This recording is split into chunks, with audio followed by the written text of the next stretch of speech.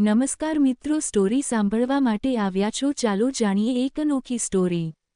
આ વાત ઘણા વર્ષ પહેલાંની છે, જ્યારે હું લખનૌથી દિલ્હીમાં મારા ઘરે જઈ રહી હતી। મારે લખનૌમાં સરકારી નોકરી હતી અને મારું પોતાનું ઘર દિલ્હીમાં હતું। તે દિવસે શાળાની રજાઓ ચાલુ થઈ ગઈ હતી। તે સમયે બાળકોને દશેરા પર રજા મળી હતી। મેં પણ પોતાના ઘરે ફરવા જવા વિચાર્યું। નકર શિક્ષકોને ક્યાં તક મળે છે કે તે અહીં ને ત્યાં જઈ શકે। પછી એક દી મારી ટ્રેન હતી, પણ તે ટ્રેન મારાથી ચૂકી ગઈ કારણ કે ઘરે મારી બધી સામગ્રી તૈયાર કરવામાં ઘણો સમય લાગ્યો। ટ્રેન ચૂકી ગઈ પછી મેં વિચાર્યું કે આજે બસમાં જવું જોઈએ, પણ એક જ બસ બાકી હતી અને તેમાં એક જ સીટ બાકી હતી, મતલબ નીચે એક સ્લીપર હશે અને ઉપર પણ એક સૂતો વ્યક્તિ હશે। તેથી મેં કહ્યું ઠીક છે। પછી મેં બસ કંડક્ટરને પૂછ્યું કે શું મને આ સીટ મળશે? તેણે કહ્યું, ના મેડમ, તમે સીટ મેળવી શકશો નહીં કારણ કે સ્લીપરમાં માત્ર એક જ સીટ ખાલી છે। તેમાં એક માણસ પણ છે। તમે બેસી શકશો તો તમે આવી શકો છો, નહીંતર તમને સીટ મળી શકશે નહીં કારણ કે તમામ સીટ પહેલેથી જ બુક છે। પછી 10 મિનિટ વિચાર્યા પછી મેં કહ્યું, કોઈ વાંધો નથી, તે મને તે જ સીટ આપો, હું એડજસ્ટ કરીશ। તે માણસ કોણ હતો અને મારી સાથે મુસાફરી કરવા જઈ રહ્યો હતો તેની મને કોઈ જાણ નહોતી। હું આ વિશે વિચારતી હતી, પરંતુ મને ખબર ન હતી કે તે માણસ રાત્રે મારી સાથે હતો અને મારા મગજમાં વિચિત્ર અને નબળી પરિસ્થિતિઓવાળા વિચાર આવી રહ્યા હતા। પણ હું આ બધું ભૂલીને હિંમત કરી બસમાં મારી સીટ પર બેસી ગઈ। પછી મેં જોયું કે બાજુમાં એક બેગ છે, પણ તે માણસ નહોતો।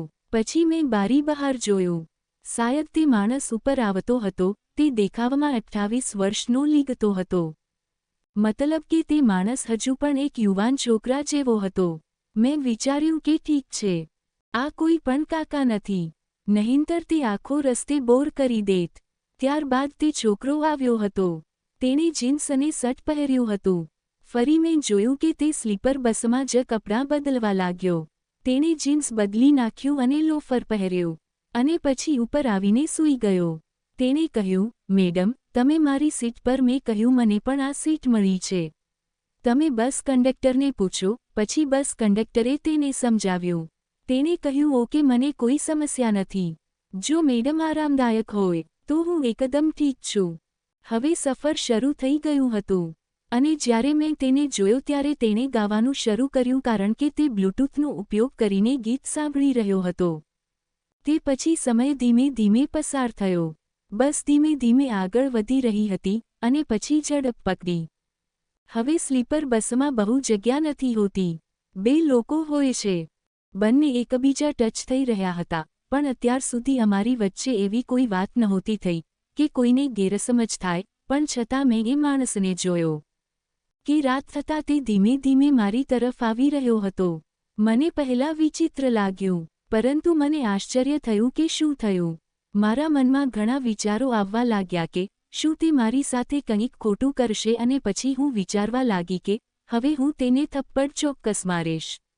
હવે તેણે થોડું વધારે પણ ખરાબ વર્તન કર્યું તો મેં જોયું કે 10 મિનિટ પછી તે મારી થોડી નજીક આવવા લાગ્યો તો મેં કહ્યું કે તું પાગલ છે, તમારા ઘરમાં માતા કે કોઈ બહેન નથી? શું તમે સારી રીતે સૂઈ શકતા નથી? તમે તમારી માતા સાથે પણ આ રીતે સૂઓ છો શું? તો તેણે કહ્યું, મેડમ, તમે ખોટું સમજો છો, મારી માતા હવે આ દુનિયામાં નથી, મને જે રીતે આરામદાયક લાગે છે તે રીતે હું સૂવું છું, અને જો હું નીચે પડીશ તો શું તમે મારી સારવાર કરાવશો? તો મેં કીધું, ઠીક છે, તમે અહીં સાઈડમાં સૂઈ જાઓ। તો તે ખૂણાની સાઈડમાં સૂતો, પછી હું કિનારે સૂતી। તો જ્યારે બસ ચાલતી તો હું તેની તરફ જાતી। પછી તેણે કહ્યું, મેડમ જુઓ, વાત આ જ છે, જો કોઈ છોકરી કંઈક ખોટું કરે છે તો સમાજ તેને ખોટું નથી માનતું, પરંતુ જો કોઈ છોકરો ખોટું કરે તો લોકો તેને મારવા મળે છે, પરંતુ દરેક છોકરો ખોટો હોય।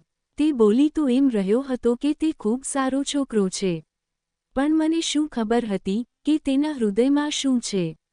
પછી એક બસ સ્ટોપ આવ્યો અને પછી ઘણા બધા લોકો બસમાં ચડી ગયા, મતલબ કે ત્યાં ઘણા બધા લોકો હતા અને બસ પોતાની ગતિએ જતી હતી।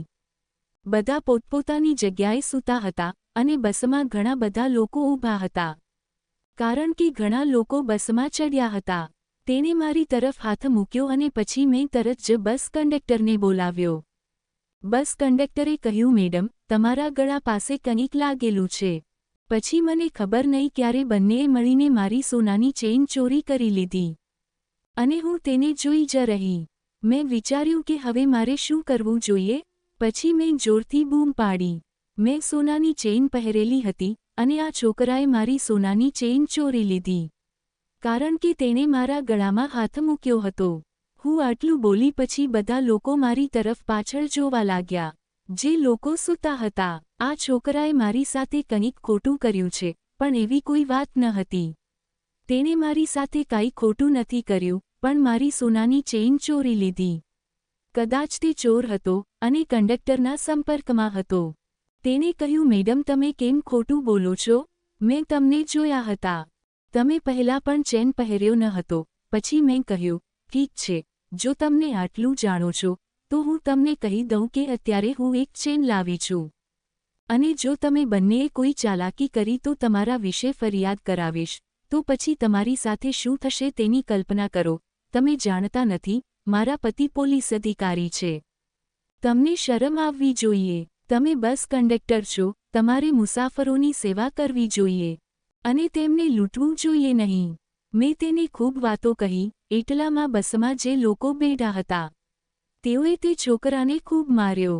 પછી થોડીવાર પછી તેને ચેક કર્યો તો મારો સોનાનો ચેન મળ્યો અને પછી મેં તેને લઈ લીધો અને કહ્યું, મારે તેમની સાથે આ બસમાં નથી જવું. હું ત્યાં જ ઉતરી ગઈ. પણ હું નીચે ઉતરી રહી હતી ત્યારે મને અંદરથી ડર લાગતો હતો. કોણ જાણે હવે શું થશે, કારણ કે મોડી રાત હતી અને હું એક અણજાણ રસ્તા પર એકલી છોકરી હતી. પણ મેં હિંમત એકઠી કરી હતી. પણ હું અંદરથી ખૂબ જ ડરી ગઈ હતી. હું ઉતરી તરત જ મેં જોયું કે બસમાં જેટલા લોકો હતા તે પણ ઉતરી ગયા અને બસ કંડક્ટર પાસેથી પૈસા લઈને મારી પાસે ઊભા હતા. પછી બસ ડ્રાઈવરે માફી માંગી અને કહ્યું, મેડમ, મને માફ કરો. મહેરબાની કરીને ચાલો, તમારા લીધે બધા લોકો નીચે આવી ગયા છે. મેં કહ્યું, હું આ બસમાં ક્યારેય ન જવું. પણ મારી સાથે ઊભેલા આ બધા લોકોના કારણે હું જાઉં છું. કારણ કે તેમને પણ તેમના ગંતવ્ય સ્થાને પહોંચવાનું છે અને મારે પણ દિલ્હી જવાનું છે. તેથી ફરી એકવાર હું બસમાં બેઠી છું. તમારી બહેન અને તમારી માતાની નજરથી બધી છોકરીઓને જોજે અને બદમાશો કે ચોરી ન કરતો. તેની માફી ક્યારેક નથી મળતી. એટલા માટે તારા કામ સાથે ઈમાનદાર રહેજે અને મજબૂર છોકરીને તો ક્યારેક પોતાની ચાલમાં ન ફસાવતો. તું કલ્પના પણ કરી શકતો નથી કે તને કેટલો પાપ થશે અને તને કેટલું દુઃખ સહન કરવું પડશે. પછી અમે બધા બસમાં બેસી ગયા અને બસ ધીમે ધીમે પોતાની ગતિએ ચાલવા લાગી. મેં જોયું કે મારી ચેન ચોરી કરનાર છોકરો ઉપરની સીટ પરથી નીચે આવીને તે બેસી ગયો અને પછી તે મારી સાથે આંખનો સંપર્ક પણ કરી શક્યો નહીં. કારણ કે તેણે કામ જ એવું કર્યું હતું. મેં પણ તેને કંઈ કહ્યું નહીં, કારણ કે તેણે બોલવા જેવું કામ ન કર્યું હતું. પછી જ્યારે બસ દિલ્હી આવ્યું ત્યારે હું ઉતરી હતી અને રિક્ષામાં બેસી મારા ઘરે આવી ગઈ. મારો મગજ બહુ ખરાબ થઈ ગયો હતો. મેં ક્યારેય સપનામાં પણ નહોતું વિચાર્યું કે મારું સફર આવું રહેશે. એ તો ભગવાનનો આભાર કે મને મારી સોનાની ચેન સુરક્ષિત રીતે પાછી મળી અને મારી સાથે કંઈ ખોટું થયું નથી. હું બધી છોકરીઓને કહેવા માંગુ છું, ગમે ત્યારે, પછી ભલે ગમે તે સમય હોય, તમે લોકોએ ફરજિયાતપણે કોઈ અજાણી વ્યક્તિ સાથે સફર ન કરવો જોઈએ. કારણ કે તમને ખબર નથી કે તે વ્યક્તિ કેવો છે અને તે શું કરી શકે છે. જો તમે લોકો દિવસ દરમિયાન શક્ય હોય તો બહાર જવું અને રાત્રે ઘરે રહેવાનો પ્રયત્ન કરો, કારણ કે આજના સમયમાં ઘણું બધું થઈ રહ્યું છે. તેથી સાવચેત રહો, સતર્ક રહો. આવી જ સ્ટોરી સાંભળવા માટે ચેનલને સબસ્ક્રાઇબ કરજો મિત્રો. ધન્યવાદ.